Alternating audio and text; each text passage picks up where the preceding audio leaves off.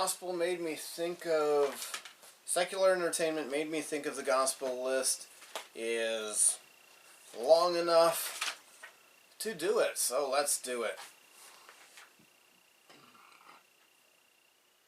The Flash, made by CW, has a villain named Alchemy. That villain named Alchemy is actually under the control of another villain named Savitar. This was season 3 of that show.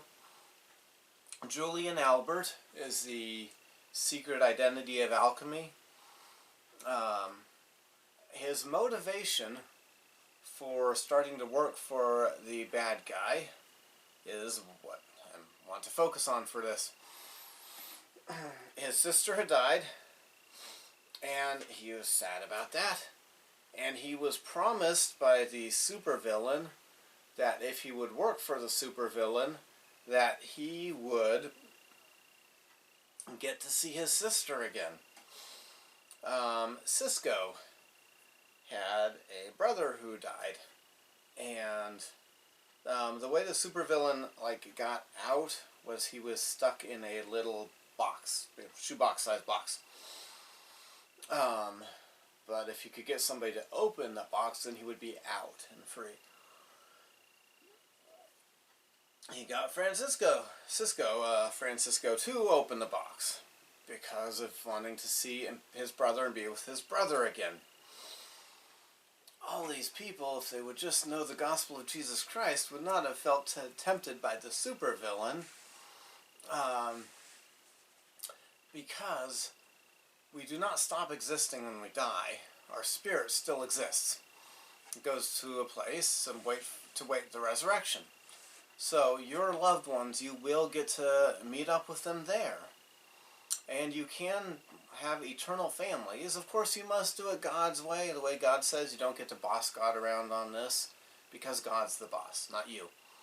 But if you're willing to, do things God's way, you can have an eternal family, live with your brothers and sisters and mother and father all again, because of the atonement of Jesus Christ. To learn more about the atonement of Jesus Christ, go to comeuntoChrist.org or churchofjesuschrist.org. The Greatest American Hero. The pilot for that show, this is a great old show from I think the early 80s. I was watching it, and I think I was watching brand new episodes, but I could have been watching reruns. But I was recently watching it again because in the show Danger Force, the new superheroes have superpowers that they have a little bit of trouble controlling. At least at the start. I haven't watched any episodes of that, but I've walked into the room or turned to that channel when it was already on, and I've seen some of the commercials for it. That made me think of the Greatest American Hero, because the Greatest American Hero, he doesn't have perfect control over his superpowers when he puts on his suit. But in the intro sequence of the pilot, so the first thing we see is a black man in the desert driving a dune buggy and driving it frantically and looking scared. And he gets surrounded by what look like a bunch of white supremacists. They've got military-looking pants, white t-shirts, guns, shaved heads. And they don't show his death, but it's obvious from other things that happen in the show. They let you know he died. It's obvious that he died from them. He was murdered. One of these white supremacists was singing, "Onward, Christian soldiers, marching as to war, with the cross of Jesus going on before." Alright, and so, the connection to that and the gospel of Jesus Christ is that hymn that she was singing is currently in our hymnal. Now, I'm I'm not saying that him is encouraging us, or the church is encouraging us to be white supremacists. Actually, the church encourages the opposite of that. And the church does not encourage us to murder. But, oh man, that song really, the person sang that song about being a soldier and then killed somebody in the TV show. Even before the church announced that it was going to redo the hymn book, or hymnal. Hymn book means the same thing. I'd already made a video to put on the internet, which was me talking about what hymns I think would, what hymns I think should be taken out of the hymnal, and what recommendations I would make for hymns to put into the hymnal. And I recommend we take out Onward Christian Soldiers. I'm still going to sing the song when it's the one we're singing in sacrament meeting. Because the song could be interpreted both ways.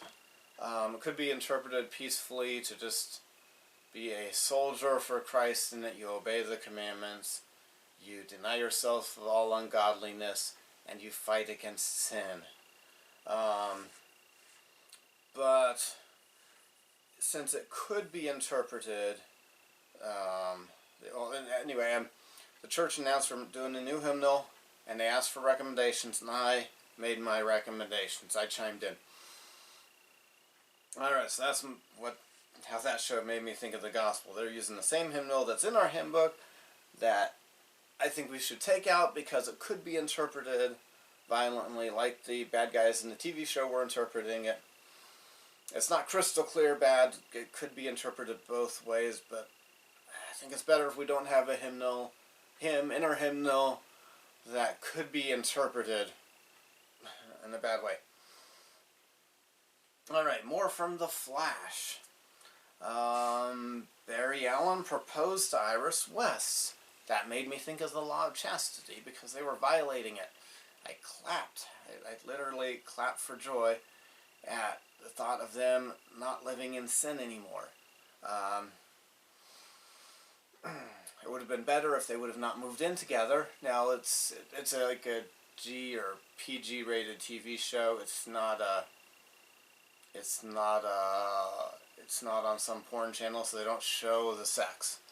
I don't even remember seeing a bedroom scene where they are under a blanket, so you don't see them naked, but where we're supposed to think they're naked. But still, they're living together. They're romantic partners. Yeah, they're probably having sex. I'd have a hard time believing somebody's not having sex with a romantic partner to whom they are attracted when living together. So even if you aren't having sex, it looks like you're having sex if you're doing that. But the law of chastity. God says sex is only for husbands and wives. Any of the other many different possible combinations, God says no to. You can be forgiven. Go to churchofjesuschrist.org, comeinto.christ.org, read the Book of Mormon. You can find out how to be forgiven if you have been violating God's laws about that. The Flash, Season 3, Episode 23, the last episode of that season. Let's see. Barry, the Flash's secret identity, Barry Allen, says to Joe West that Joe West gave him true love. Alright. Now, the vast majority of this TV show is Barry Allen as an adult. But they do have flashbacks when he was a child. But little flashbacks. Barry's mom was murdered by Professor Zoom, if I'm remembering his name right. And then Joe West was already a neighbor and or friend of the family. Barry's dad was arrested for the murder and convicted because who's going to believe a speedster, somebody with super speed, murdered his mom? And Joe raises him, takes him in as his own son. And so, this made me think of the gospel because that's what love is. Sacrificing your time, taking somebody into your house. Now, I'm not saying you don't love people and you have to take in dangerous, strange, unsure, homeless people. But if your neighbor's murdered, and there's an orphan now from that, and you adopt that orphan, that's love. That's what love is. Many times now in our world, people use the word love when they mean the word lust. Sometimes people use the word love to mean sex. I love him, I love her, and they just mean they're having sex together. So we have no reason to think that Joe and Barry were having sex when Barry was a young boy being taken into Joe's house.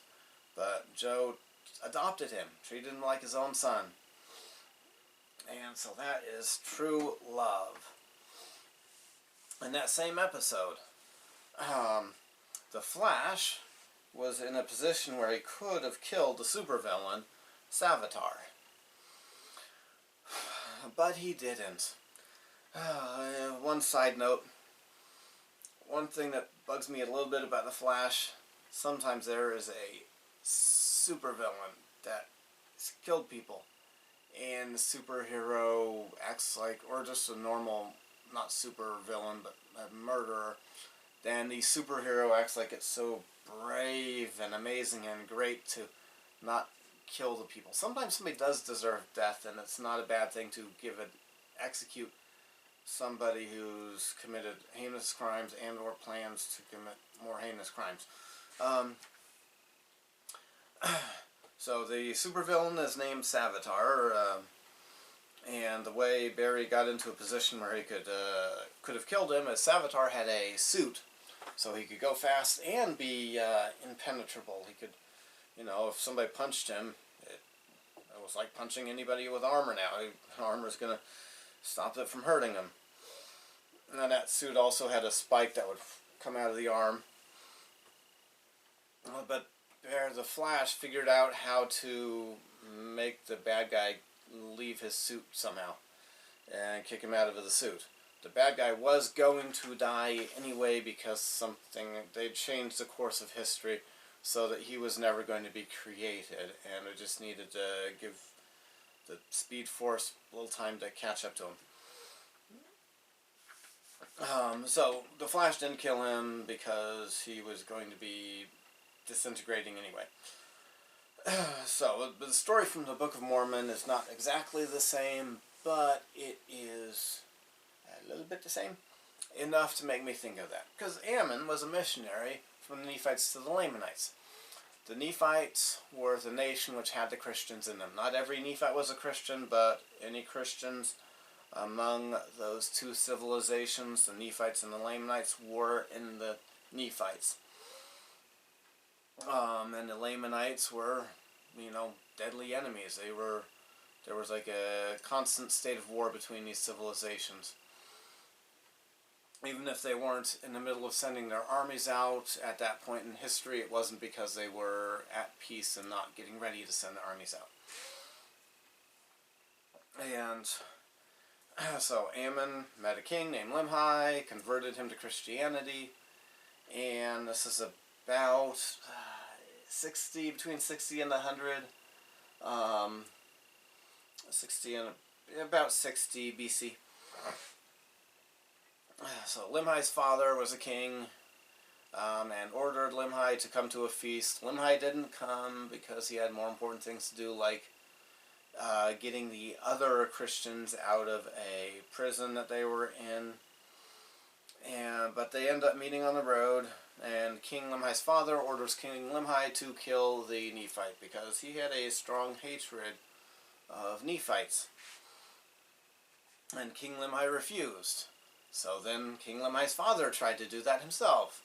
Ammon, he traveled with the sword. He defended himself, and in the battle with the sword, he wounded King Lemhi, his father's arm, so he could not raise his arm. He could not use his swords. He was defenseless. Kind of like how the supervillain Savitar was defenseless when the other speedster was in the super suit. Oh, they're both speedsters. They both had super speed, but the one in the suit got a big enough advantage that you could be certain about who was going to win the fight. So Ammon had King Lamone's father in a position where he could have easily killed him. King Lamone's father was begging for his life. All Ammon demanded, instead of taking over the kingdom or getting half the kingdom, which is one of the things that was offered to him, all Ammon demanded was that King Lamoni would keep his position. He would not be dethroned from being king of his region. And his region would have religious liberty so they could worship God. And that's a story from the scriptures that I thought of because of that one scene from The Flash. So, thank you for watching. Have a good day.